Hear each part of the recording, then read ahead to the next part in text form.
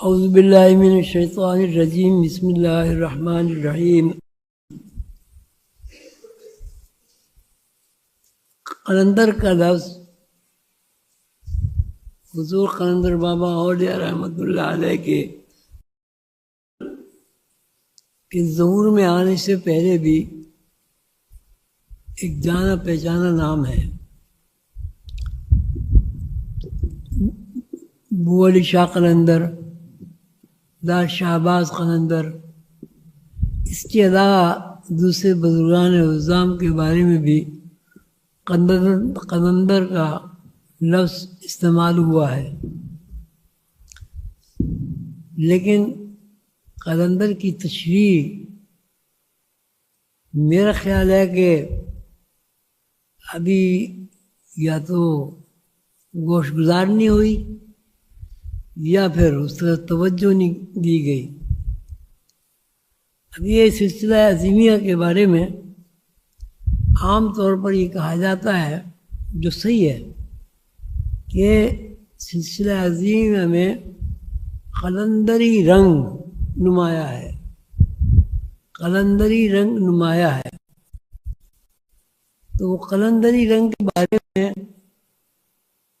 کوئی وضاحت ابھی تک کسی صاحب نے نہیں چاہی۔ حالانکہ یہاں 20 سال 30 سال کے لوگ ہیں، قلندر صاحب، قلندر بابا اولیاء، دار شہباز قلندر، پانی پت کے بو علی شاہ قلندر، نام بہت دیے جاتے ہیں، لیکن اس کی تشریح کم از کم میری زندگی میں تو کسی نے نہیں پوچھی، نہ کوئی تذکرہ کیا۔ بس ایک نام ہے، جیسے عبدال، اس کا بھی ایک نام ہے، جیسے غوث، اس کی تشریحات کے بارے میں بھی لوگ نہیں جانتے، یا نہیں جاننا چاہتے، نہیں سمجھنا چاہتے۔ بہرحال ویسے تو قلندر ایک آزاد طرز فکر کا نام ہے۔ قلندر جو آزاد طرز فکر رکھتا ہو، ایسی آزاد طرز فکر جس میں کائناتی خطوط پردے میں ہوں اور اللہ تعالی شانہ کی شان ظاہر ہو۔ اس کو آسان الفاظ میں آپ یوں بھی بیان کر سکتے ہیں، قلندر کا مطلب ہے آسان، قلندر کی طرز فکر ہے راست طرز فکر، آزاد طرز فکر، صراط مستقیم کی طرز فکر، اور وہ طرز فکر جو اللہ تعالی جس طرز فکر کو پسند فرماتے ہیں۔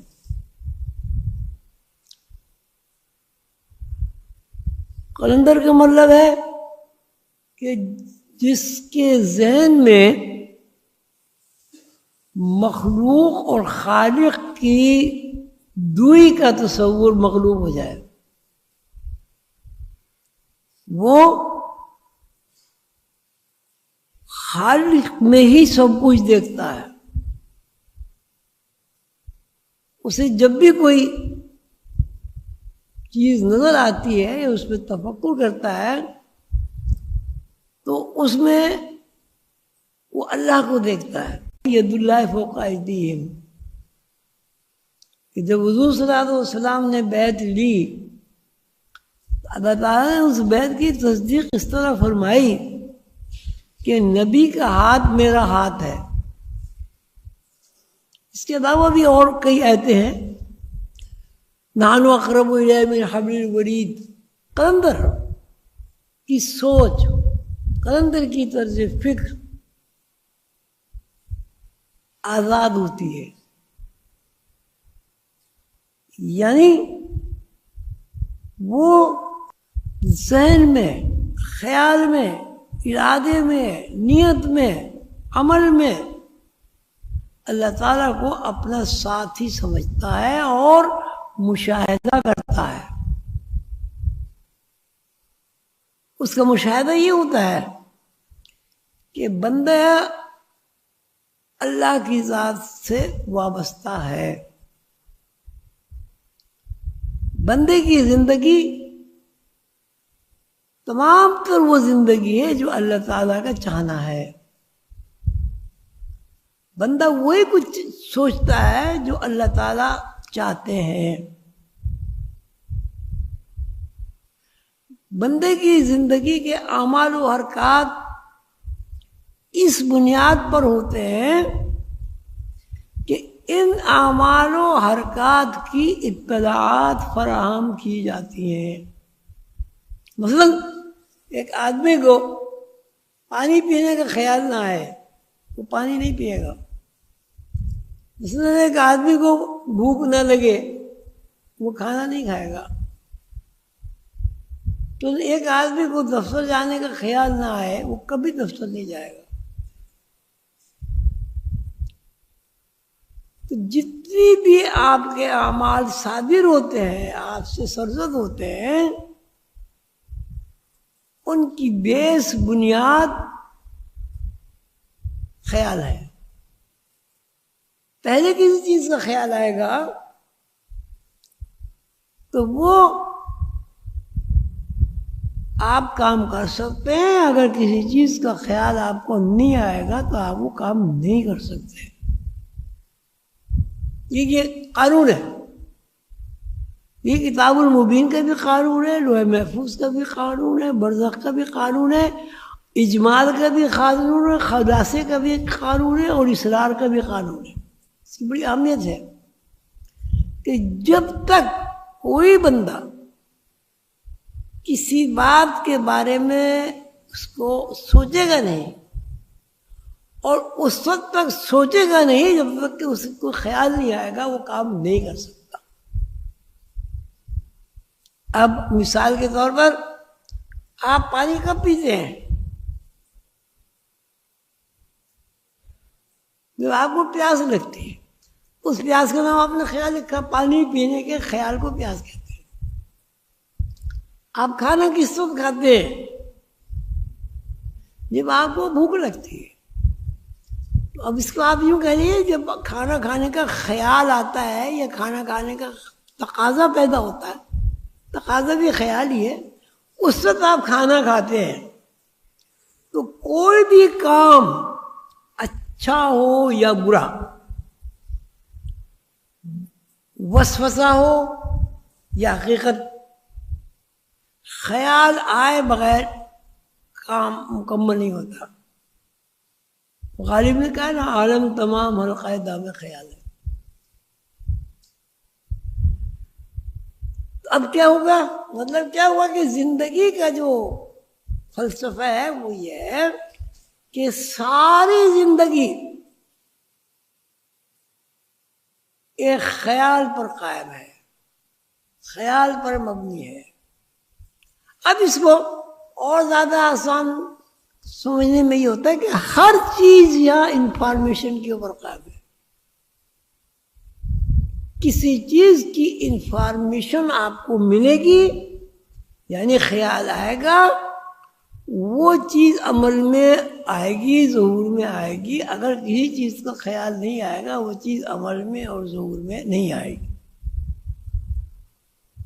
کیا آپ کوئی مثال ایسی بیان کر سکتے ہیں کہ جو بغیر خیال کے آپ کر سکتے ہیں؟ پوری زندگی میں کوئی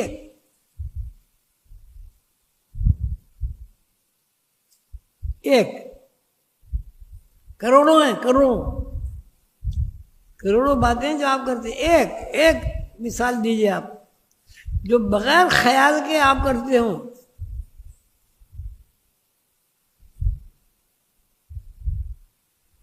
کھانا پینا، سونا، جاگنا، شادی بیاہ، بچے، دفتر جانا، دفتر سے آنا، دفتر میں کام کرنا، غصہ کرنا، رحم کرنا، کسی کو اذیت پہنچانا، کسی کے ساتھ ہمدردی کرنا. کیا کوئی کام ایسا آپ زندگی میں بتا سکتے ہیں جو بغیر خیال کے ہو؟ نہیں بتا سکتے نا. تو اب اس کا مطلب ہے کہ آپ کی ساری زندگی خیال کی بلڈنگ پہ کھڑی ہے. اب خیال دو قسم کے ہوتے ہیں. خیال دو قسم کے ہوتے ہیں. ایک خیال میں رحمانی اوصاف کا غلبہ ہوتا ہے اور دوسرے خیال میں شیطانی اوصاف کا غلبہ ہوتا ہے. لیکن شیطنت بھی آدمی خیال آئے بغیر نہیں کرتا. نیکی بھی آدمی میں خیال آئے بغیر نہیں کر سکتا. آپ کوئی صاحب اتفاق کریں گے یا کوئی اعتراض اس پہ ہے تو سمجھنے کی کوشش کریں گے.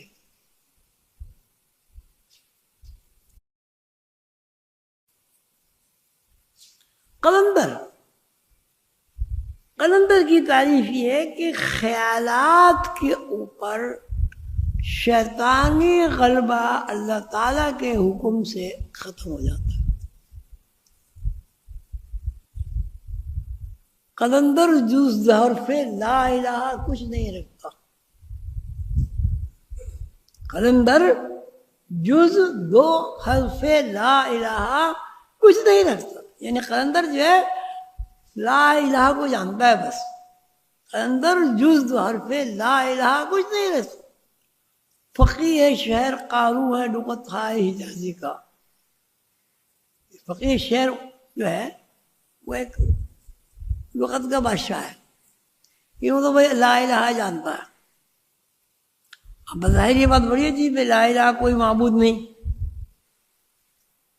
اور یہ کوئی ایسی بات نہیں اس میں لوگ بہت کچھ الٹی سیدھی باتیں بھی کرتے ہیں. وہ تو کلمے کا جز ہے لا الہ، اس کے بعد ہے الا اللہ. جب آپ پہلے کلمہ پڑھتے ہیں تو پہلے لا الہ کوئی معبود نہیں الا اللہ مگر اللہ. اچھا یہ دوسری بحث میں چلے جائیں گے. اچھا دوسری بات یہ ہے کہ قلندر کو ارادے اور نیت میں یکسوئی حاصل ہو جاتی ہے. یعنی وحدانیت کا رنگ غالب آ جاتا ہے.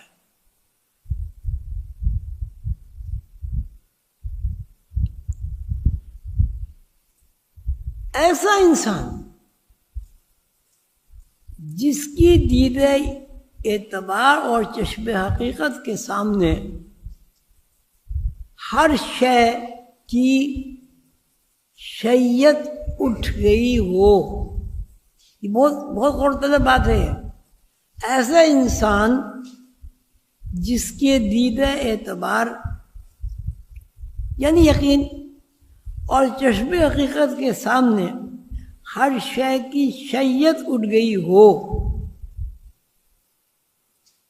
اس کا مطلب کیا ہوا کہ مادی وجود کی جو تعریف ہے اس کے ذہن میں ثانوی درجہ حاصل کر لے. اور ظاہر ہے جب ثانوی درجہ شیعت کو، کسی چیز کے وجود کو، شے کو حاصل ہو جائے گی تو حقیقت سامنے جو اس کی آئے گی وہ روح ہوگی. تو وہ جو کچھ سمجھتا ہے دیکھتا ہے وہ روح سے دیکھتا ہے.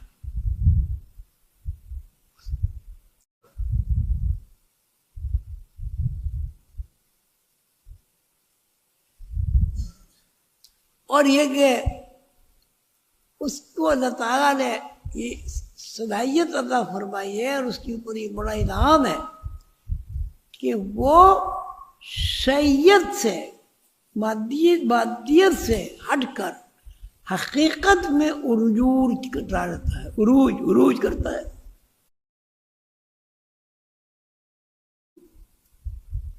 یہاں تک کہ مقام وحدیت کے مشاہدے میں غرق ہو جاتا ہے، یعنی ڈوب جاتا ہے۔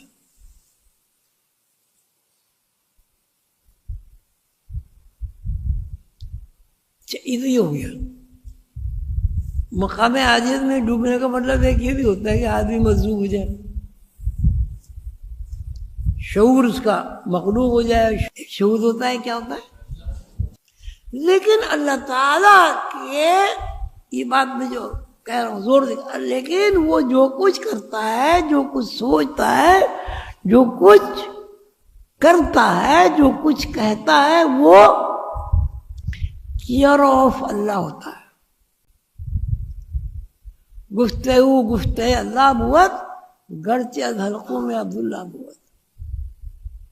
مولانا روم نے کہا ہے کہ اس کا کہنا اللہ کا کہنا ہوتا ہے۔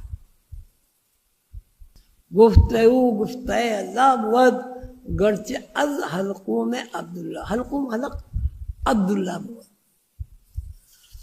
تو قلندر ایک مرد آزاد ہوتا ہے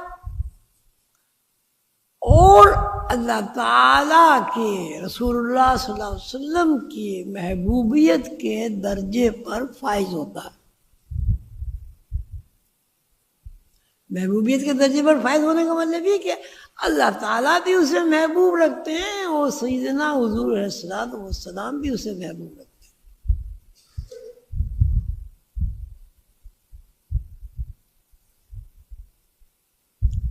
قلندر میں اہل تصوف کہتے ہیں قلندر میں دوئی بالکل نہیں رہتی، وہ ہر وقت رسول اللہ صلی اللہ علیہ وسلم کی عنایت اور اللہ تعالیٰ کی خصوصی مہربانی اور محبت سے دوئی سے آزاد ہو جاتا ہے۔ یہ کا قلندری مقام یہ ہے، قلندری مقام یہ ہے کہ یہاں دوئی بالکل نہیں رہتی۔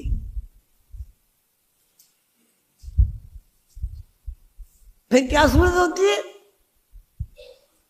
مولانا روم کے کہنے کے مطابق من تو شدم تو من شدی، یعنی اللہ تعالیٰ سے اتنی زیادہ قربت ہو جاتی ہے اللہ تعالیٰ کے حکم سے اور سیدنا حضور صلی اللہ علیہ وسلم کی عنایت سے کہ وہ اللہ تعالیٰ کو دیکھتا ہے اور اللہ تعالیٰ اسے دیکھتا ہے۔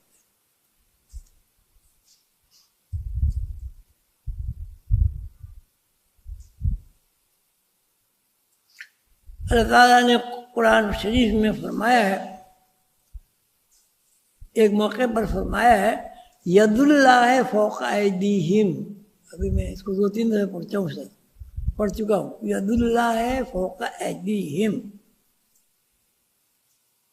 یعنی جب بیعت کی صحابہ کرام نے رسول اللہ صلی اللہ علیہ وسلم سے، تو اس بیعت کو اللہ تعالیٰ نے اپنی بیعت فرمایا، ید اللہ فوق ایدیہم، ان کے ہاتھوں پر اللہ کا ہاتھ ہے نا، کہ تم نے رسول اللہ صلی اللہ علیہ وسلم سے جو بیعت کی وہ اللہ سے بیعت کی۔ یعنی جب لوگ بیعت کر رہے تھے تو رسول اللہ صلی اللہ علیہ وسلم اس وقت مشاہدہ حق میں مصروف تھے، جس کو اللہ تعالیٰ نے اپنی بیعت فرمایا۔ حالانکہ بیعت کے وقت صحابہ کرام کے ہاتھ نبی مکرم علیہ السلام کے ہاتھ پر تھا، لیکن اللہ تعالیٰ نے اس کو اپنا ہاتھ بیان فرمایا۔ اللہ تعالیٰ نے وحدت کی لحاظ سے، یعنی دوئی باقی نہ رہنے کے اعتبار سے، نبی صلی اللہ علیہ وسلم کے ہاتھ کو اپنا ہاتھ قرار دیا ہے، ید اللہ فوق ایدیہم۔ ایک اور جگہ اللہ تعالیٰ نے فرمایا اے نبی صلی اللہ علیہ وسلم، جب خاک اٹھا کر آپ نے جب خاک اٹھا کر پھینکی، یہ کون سی جنگ ہے؟ کون سے بدر میں؟ جنگ بدر میں اے صلی اللہ علیہ وسلم آپ نے جب خاک اٹھا کر پھینکی تو آپ نے خاک اٹھا کر نہیں پھینکی، بلکہ وہ اللہ نے خاک اٹھا کر پھینکی تھی۔ اس کو قرآن پاک نے بھی فرمایا ہے والراسخون فی العلم، اور جن لوگوں کو اللہ تعالیٰ کے علوم حاصل ہو جاتے ہیں، یعنی حقیقی علوم حاصل ہو جاتے ہیں، والراسخون فی العلم یقولون وہ کہتے ہیں آمنا بھی، ہم اس بات پر یقین رکھتے ہیں، کل من عند ربنا، جو لوگ راسخ فی علم ہو جاتے ہیں یعنی علم میں یقین کا درجہ حاصل کر لیتے ہیں، وہ کہتے ہیں کہ یہاں جو بھی کچھ ہے وہ سب اللہ کی طرف سے۔ والراسخون فی العلم یقولون آمنا بھی کل من عند ربنا۔ بس اب اس کو آپ کہیں جی کیسے ہوگا؟ اب پیدا آپ ہوئے، آپ کو تو پتہ ہی نہیں، آپ کو نہیں پیدا ہونے کا پتہ نہیں ہے، یہ بھی نہیں پتا تھا چمار کے گھر پیدا ہوں گے، سید کے گھر پیدا ہوں گے، بادشاہ کے، اللہ کے علم میں۔ اللہ تعالیٰ نے کس طرح بڑا کرنا ہے، کس طرح جوان کرنا ہے، کس طرح آپ کو عمر عطا فرمانی ہے، اس کے بارے میں آپ نہیں جانتے۔ تو درست آپ اپنی زندگی کے بارے میں اگر اور وہ فکر کریں تو درست آپ کو ایک ہی بات کا مشاہدہ ہوگا کہ یہاں جو کچھ ہے سب کا سب اللہ کے چاہنے سے ہو رہا ہے، بڑھنا، جینا، پیدا ہونا، بڑا ہونا، جوان ہونا، کھانا پینا، سب۔ والراسخون فی العلم ہے، اور وہ لوگ جنہیں الہی علوم حاصل ہو جاتے ہیں اور یقین کا درجہ حاصل ہو جاتا ہے، یقولون وہ کہتے ہیں ہم اس بات پر یقین رکھتے ہیں۔ یقین کب ہوگا؟ اس کا ترجمہ آ دیجیے، وہ کہتے ہیں ہم اس بات کا مشاہدہ کرتے ہیں، ہم یہ دیکھتے ہیں، ہم اس کو سمجھتے ہیں، یہ ہماری فہم اور دانش میں یہ بات ہے۔ یقولون وہ کہتے ہیں ہم یقین رکھتے ہیں۔ یقین کب رکھے گا آدمی؟ دیکھے گا، کیا؟ تو وہ کہتے ہیں ہم اس بات کا یقین رکھتے ہیں، کل من عند ربنا، جو بھی کچھ ہے، اچھائی برائی، یہ وہ جو بھی کچھ ہے، کل من عند ربنا، سب کچھ اللہ کی طرف سے ہے، اور اللہ کا بنایا ہوا ایک قانون ہے، اس قانون کی روح سے ساری کائنات متحرک ہے۔ مثلا بے اعتراض ہو سکتا ہے کہ صاحب فضل شیطان کے اعمال و حرکات کے بارے میں کیا کہا جائے گا؟ جب سب کچھ اللہ کی طرف سے تو شیطان بھی اللہ کی طرف سے ہے، بے شک شیطان بھی اللہ کی طرف سے ہے، اور اس کو قرآن پہ اس بات کی تصدیق کرتا ہے۔ شیطان نے منہ زوری کی، گستاخی کی، بے ادبی کی، بدتمیزی کی، اللہ کی شان کبریائی میں بیہودہ گفتگو کی، اللہ تعالیٰ نے سمجھایا نہیں سمجھا، پھر اللہ نے کہا ٹھیک ہے، جب تو نہیں سمجھتا تو تجھے ہم جو آزاد کرتے ہیں۔ تو یہ آزادی کس کی طرف سے ہوئی؟ اللہ کی طرف سے ہوئی، لیکن اللہ تعالیٰ نے قانون بنا دیا کہ بیہودہ گوئی، ضد، ہر دھرمی، کبر، یہ اللہ تعالیٰ کو ناپسند ہے، یہ بھی اللہ کا بنایا ہوا قانون ہو گیا، اور اس کی یہ سزا ہے، یہ بھی اللہ کی طرف سے۔ لیکن ساتھ ساتھ اللہ تعالیٰ نے یہ بھی ارشاد فرمایا کہ اگر تم یہ کام نہیں کرو گے برے شیطانی کام نہیں کرو گے پھر تم اللہ کے محبوب بندے ہو تو یہ بھی اللہ کی طرف سے. یہاں راسخون فی العلم ہے، جن لوگوں کو اللہ تعالیٰ علوم عطا فرما دیتا ہے اور وہ اپنے علم میں راسخ ہو جاتے ہیں، علم حقیقت سے واقف ہو جاتے ہیں. یقولون وہ کہتے ہیں کل من طرف، یہاں ہر چیز اللہ کی طرف سے. اب آپ پیدا ہوتے ہیں اللہ نے چاہا تو پیدا ہوئے نا، یہ تو اب بات کی بات ہے کہ ایک آدمی رحمانی اور صاف کو اختیار کرتا ہے، یہ شیطانی اور صاف کو اختیار کرتا ہے. ایک بات. دوسری بات بڑی عجیب ایک اور ہے، اور دو چیزیں بیان نہیں کی جائیں گی، اچھائی اور برائی. اچھائی کا وجود تیرے بحث نہیں آئے گا، برائی ہوگی تو اچھائی ہے. تو اب برائی کا ہونا اس لیے بھی ضروری ہے کہ آدمی کو اللہ تعالیٰ نے با اختیار بنایا ہے. اب دو چیزیں اللہ تعالیٰ نے سامنے رکھی، اب ان دونوں چیزوں کا اختیار دیا کہ ان میں سے کوئی ایک چیز پسند کر لو، اختیار کر لو، قبول کر لو. تو اگر دو چیزیں نہیں ہوں گی تو آپ کو پتہ کیسے چلے گا اچھائی کیا ہے برائی کیا چیز؟ یہ کیسے علم ہوگا کہ اللہ تعالیٰ اس چیز کو پسند فرماتے ہیں اور اس چیز کو ناپسند فرماتے؟ اس بات کا ادراک آپ کو کیسے ہوگا کہ اگر ہم نے یہ کام کیا تو ہمارے لیے جنت ہے، اور اس بات کو ہم نے اگر اختیار کیا تو ہمارے لیے دوزخ ہے.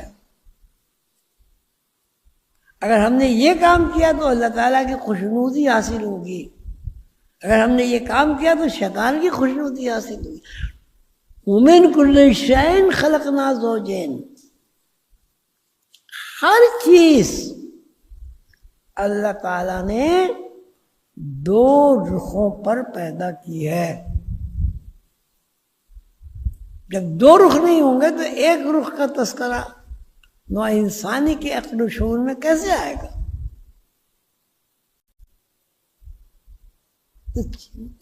تو جو اور راسخ فی العلم ہوتے ہیں، یعنی اللہ تعالیٰ کے علوم حاصل کر لیتے ہیں، یقولون وہ کہتے ہیں کل من طرف، ہر چیز اللہ کی طرف سے. لیکن یہ بات اس طرح نہیں ہے کہ آپ کہیں سے اللہ کی طرف سے ہے تو اللہ کی طرف سے ہے، تو اللہ کی طرف سے ہے. لیکن اللہ تعالیٰ نے کیٹیگریز بنا دی. ایک چیز کو اللہ تعالیٰ نے پسندیدہ قرار دے دیا ہے اور دوسری چیز کو اللہ تعالیٰ نے، اور ساتھ ساتھ 1,24,000 پیغمبر بھیج کر اللہ تعالیٰ نے اس بات کی منادی کرا دی، یہ بات نوع انسانی تک پہنچا دی ہے کہ اچھائی کو اللہ تعالیٰ پسند کرتے ہیں اور برائی کو اللہ تعالیٰ کے لیے ناپسند کرتے ہیں.